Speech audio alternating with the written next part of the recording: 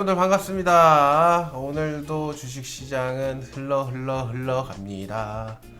하지만 계좌는 녹아내려요. 굉장히 어려운 주식시장 흘러가고 있습니다. 자, 오늘 뭐 내용들 보면은 뭐 코스닥 드디어 바닥 잡은 건가? 이렇게 생각을 할 수가 있는데 결론부터 말씀드리면은 바닥을 잡았다고 얘기하기에는 조금 어렵습니다. 단기적 오늘 저점 구간을 찍은 건 맞아요. 제가 이따 차트를 보면서 말씀드리겠지만 저점 구간 포인트를 어느 정도 다져가는 구간은 맞습니다만 아직 바닥을 완벽하게 잡았다라고 표현하기에는 어려워요. 외국인도 오늘 열심히 팔았고요. 거래소에서 6,400억 가까이를 팔았죠. 그러니까 보면은 정말 외국인이 무섭다라는 거를 느끼실 겁니다. 사실 지금까지 동학개미 운동이다라고 해가지고 외국인을 개인들이 드디어 잡는구나 이렇게 생각하실 수 있을 텐데 사실은 제가 동학개미 물론 응원합니다만 팩트는 팩트대로 보자라고 말씀을 드렸던 것 중에 하나가 뭐냐면 외국인의 자본력을 이길 수가 없어요. 그리고 외국인의 정보력 걔네들 이길 수가 없다. 그냥 냅둔 거다 사실. 그렇기 때문에 올라왔는데 사실 그 파도를 잘 탔으면 그만인 거예요, 사실. 근데 오늘 보시면 외국인이 후드려 때리기 시작하니까 무섭게 빠지죠. 어제 오늘. 그죠? 근데 오늘 다행히 기관은 여기서 배신하지는 않았어요. 기관은 같이 받아줬고 욕을 바가지로 먹을 생각이 들었나 보죠. 그리고 오늘 개인들도 사실 매수세가 저 꼭지, 여기 꼭지 부분에서는 막 조단위로 샀죠. 이런 부분에서 막 조단위로 빠질 때마다 막 조단위로 샀는데 오늘 심지어 오늘 좀 사야 돼. 오늘 저점 부분에서 사야 될 포인트에서는 개인 투자자들의 매수세가 그렇게 타이트하게 나오지 않았어요. 3,600억.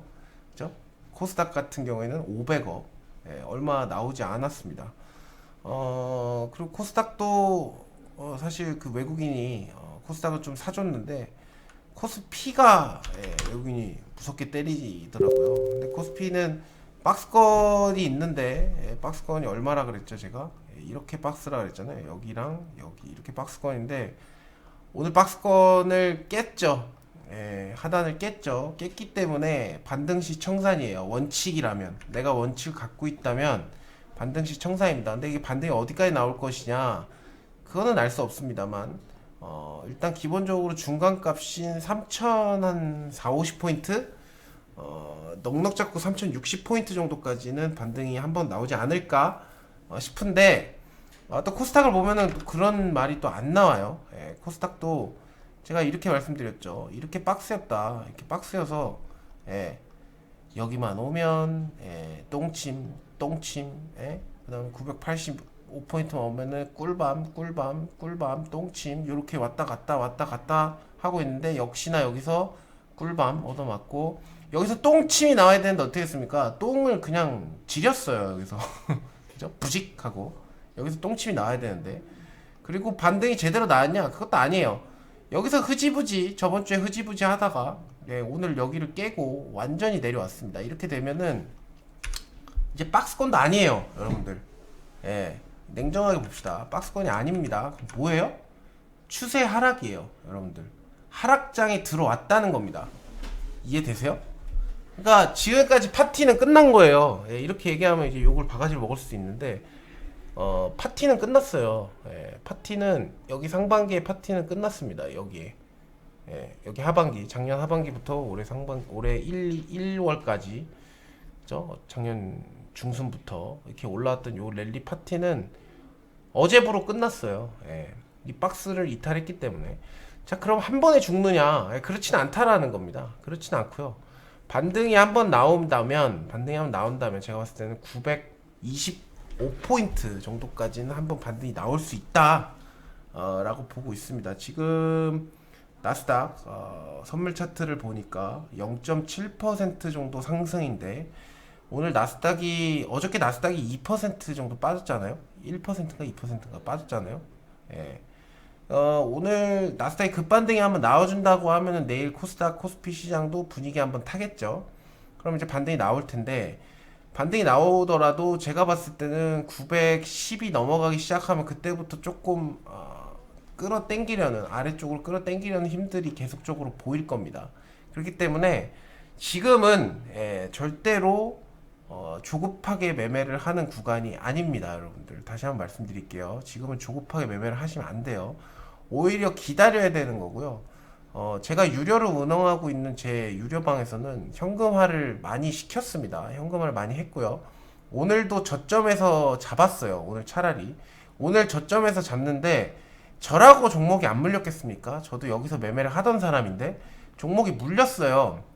물린 종목들이 있는데 오늘 이렇게 빠지면 같이 빠지죠. 안 빠질 수가 없습니다. 이렇게 되면 뭐 지수 이기는 종목 없다는 말이 있죠. 그 말대로 빠지면 방법이 없어요. 그치만 오늘 샀거든요. 밀릴 때 880, 제가 어제 말씀드렸지만 885포인트 여기서 반등이 한번 나올 거다라고 말씀드렸습니다. 885포인트, 그죠? 885포인트 정도에서 반등이 나올 거다라고 해서 그냥 여기서 샀어요. 이 포인트에서. 그러니까 아까 사고 나니까 더 떨어지더라고요. 877까지. 그치만 그냥 가지고 있었습니다. 왜냐? 나는 여기가 저점이라고 기준을 세우고 시나리오를 짜고 보고 있었기 때문에. 그래서 반등이 나왔는데 지금까지는 성공적인 매수, 성공적인 물타기를 한 게 맞아요. 그치만 사실 아직 게임이 끝난 게 아니죠. 내일 어떻게 될지 모릅니다. 내일 만약에 885포인트를 또 깨고 내려온다 그러면 잘못 산 겁니다. 결과론적으로. 그죠? 그럼 또 거기에 맞게 대응을 해야 되는 거고요.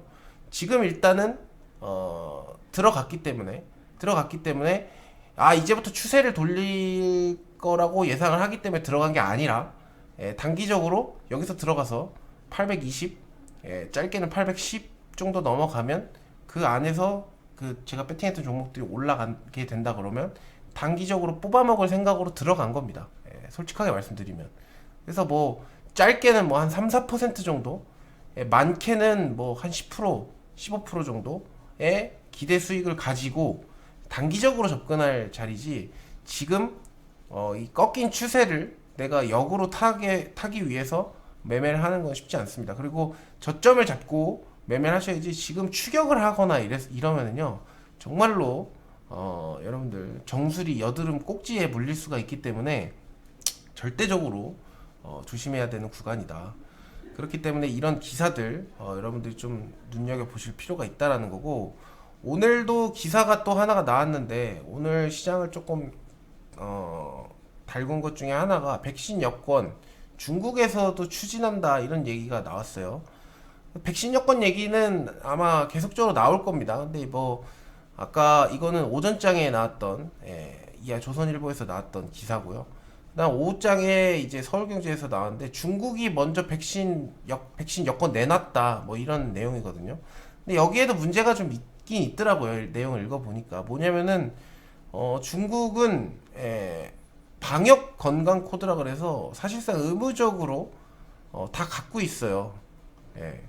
그래서 이게 없으면 사회생활이 불가능할 정도인데, 이게 점점 뭐 외국계까지 이게 그게 돼야 되는데, 이 인프라가 깔리고 그 다음에 이거에 대한 동의가 있어야겠죠. 그러니까 뭐 중국에서는 우리는 이거 이렇게 이 정도까지 하면 코로나 아니라고 우리는 인정한다라고 하는데, 우리나라나 뭐 미국이나 다르게 생각할 수 있는 부분 아니겠습니까? 그렇기 때문에 뭐 이런 것들을 해결을 해야 된다라고 하면서 오늘 주가가 올라갔던 종목이 있는데 바로 케어랩스, 이런 종목이죠. 케어랩스. 사실 뭐 끝난 건 아닙니다만 여기서 또 반등을 왔다 갔다 하겠죠. 그런데 얘는 이제 전고점 라인 구간이 여기죠. 여기 12,900원, 13,000원 정도까지 공간이 열려있긴 합니다만, 어쨌든 이 녀석이 지금 그 여권 관련주로 움직이고 있다라고 보시면 될 것 같고요. 추세는 살아 있습니다. 그리고 뭐 지금 뭐 질문하신 중에 M게임, 메타버스 이야기 하시는데, 메타버스 관련된 주는 지금 죽은 게 아니에요. 끝난 게 아닙니다. 근데 자세히 보시면 오늘 거래량을 보세요. 거래량 굉장히 줄어들고 있죠. 줄어들고 있는데 M게임 뿐만 아니라 선익 시스템이라든가 아니면은 한비소프트 오늘 사실 다 빠졌어요. 다 빠졌지만 추세가 깨진 거는 아니다라는 거예요. 거래량을 보면 알죠. 추세가 깨진 건 아니지만 오늘 흐름이 약해진 거는 맞아요. 예, 흐름이 약해진 건 맞습니다. 왜냐면은 이 종목들만 빠진 게 아니라요. 아시다시피 코스피, 코스닥이 다 빠졌어요. 그죠? 다 빠졌고 오늘 사실 반등을 줬던 종목들이 좀 최근에 많이 빠졌다가 올라오는 종목, 그런 종목들이 많기 때문에 사실 이런 현상이 좀 벌어지고 있는 것이다 라면 보면 될 것 같고, 이 게임을 어떻게 대응해야 되느냐 이렇게 보면은 분봉으로 한번 쫙 펼쳐보죠. 사실은 여기 이 자리 있죠. 이 자리가 굉장히 중요한 자리인데요. 그 자리를 이탈했죠 지금. 그죠? 이거는 팩트예요. 그러니까 여기가 제가 되게 중요하다 그랬는데, 이 자리가 되게 중요하다고 말씀드렸는데 이 자리를 이탈했단 말이에요. 그죠? 이 자리 이탈했기 때문에 얘는 어디까지 눌릴 수 있냐면요, 만약에 얘네들이 맘먹고 누른다 그러면 여기까지도 눌러요. 7,300원대까지도 누를 수 있어요. 예, 여기까지도 거래량 죽이면서. 근데 메타버스 관련된 이슈는 한 방에 끝날 이슈는 아닙니다. 그러면 어떻게 해야 됩니까? 내가 만약에 여기서 있다라고 하면은, 저 같으면은 이렇게 하죠. 반등이 나오면은 저는 쳐요. 왜냐면 1차적으로 여기를 깼기 때문에 내가 원하는 포인트는 일단 깨고 내려왔죠. 그러니까 반등이 나오면 칩니다. 저 같으면. 그렇지만 그렇게 자신이 없다라고 하면은 기다렸다가 넉넉 잡고 7,370원까지 그냥 기다리는 거예요. 예. 그냥 기다리는 겁니다. 기다리는데 만약에 그 가격 안 주면, 안 주고 올라가면, 그럼 어쩔 수 없는 거죠. 예, 그럼 두 번의 가격을 우리가 생각을 해볼 수가 있는데, 여기 이 두 개의 거리의 중간값인 7,950원 그리고 7,370원, 이렇게 두 번이 매수 구간이다, 이렇게 매수 포인트 가격이다라고 보시면 될 것 같고요. 요 가격대에서는 해볼 만한 자리입니다. 1차적으로는 밀린 건 맞지만 사실 밀릴 때 거래량이 그렇게 크게 동반되지 않았거든요.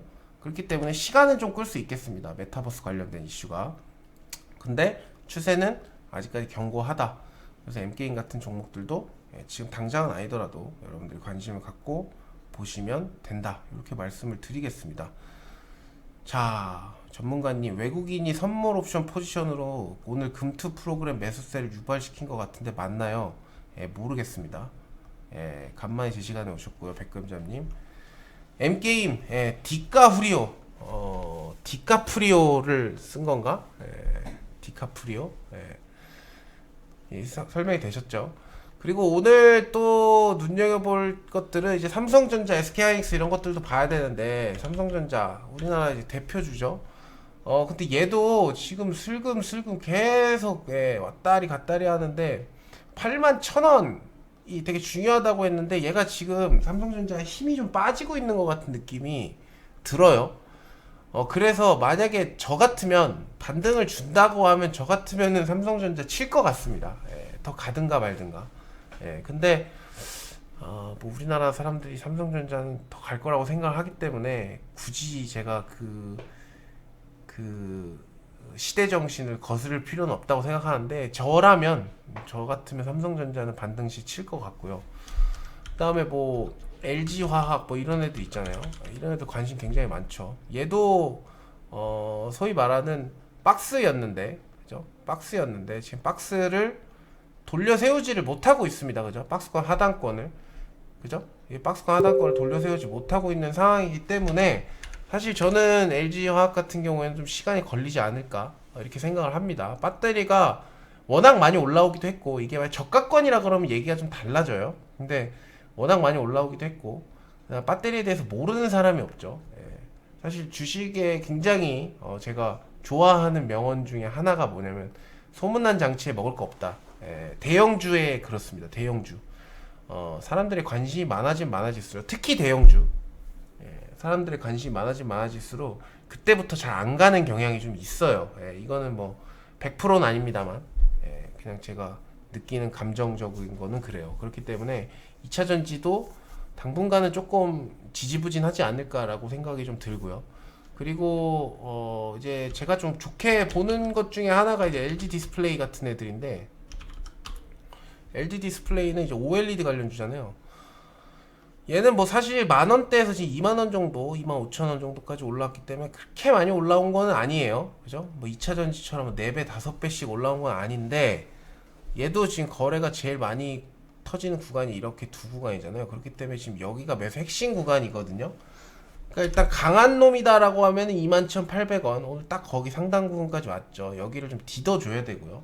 만약에 이게 또 아무것도 별거 아니다라고 하면 깨지겠죠. 그러면 이제 18,200원 구간대까지 밀릴 수 있다는 얘기인데, OLED 쪽은 제가 여러분들한테 몇 번 설명을 해드렸지만 앞으로 시장이 더 커지면 커졌지 쭈그러드는 시장은 아니거든요. 예, 그렇기 때문에 중장기적인 관점으로 본다고 했을 때 LG 디스플레이 같은 애들도 괜찮다. 그리고 이제 카카오, 네이버 이런 거 많이 물어보시는데, 카카오, 네이버 같은 경우도 사실 많이 올랐잖아요. 예, 많이 올랐기 때문에 얘는 카카오 같은 경우에는 좀 넉넉 잡고 박스를 잡는다 그러면 한 이 정도 잡을 수 있겠죠. 그래서 한 42만 한 7, 8천 원 정도 때 오면은 반드시 나올 겁니다. 그래서 내일 추가적으로 좀 더 밀린다 그러면 42만 8천 원 정도를 여러분들이 노려보시는 게 좋습니다. 굳이 그냥 엉성한 자리에서 44만 원, 44만 원이나 42만 8천 원이나 그게 그거 아니냐 이렇게 생각하시는 분들이 있는데 그렇지 않아요. 예, 제가 왜 이렇게 얘기해 드리냐면 이렇게 위험한 장세에서는 이렇게 만약에 매수를 했어요. 예, 이 자리에서 매수를 했단 말이에요. 매수를 했는데 더 빠질 수도 있겠죠. 그죠? 더 빠졌을 때 최소한의 손해를 보고 빠져나와야 돼요. 예, 그러려면 매수 단가가 굉장히 중요합니다. 그렇기 때문에 44만원이나 42만원은 다릅니다. 몇 퍼센트 차이가 안 난다고 하더라도 달라요. 저는 그렇게 생각해요. 그러니까 여러분들이 카카오 같은 종목도 그런 자리들 노려보시면 될 것 같고, 네이버도 마찬가지죠.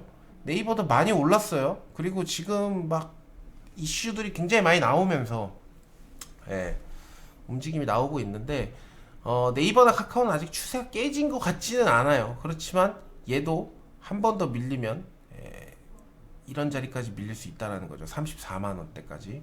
그렇기 때문에 지금은 좀 어중간한 자리이기 때문에 어중간한 자리에서 노리지 말고요. 차분하게 기다렸다가 이런 종목도 여러분들 노려보시면 나쁘지 않은 결과 나올 수 있다. 이렇게 말씀드리겠습니다.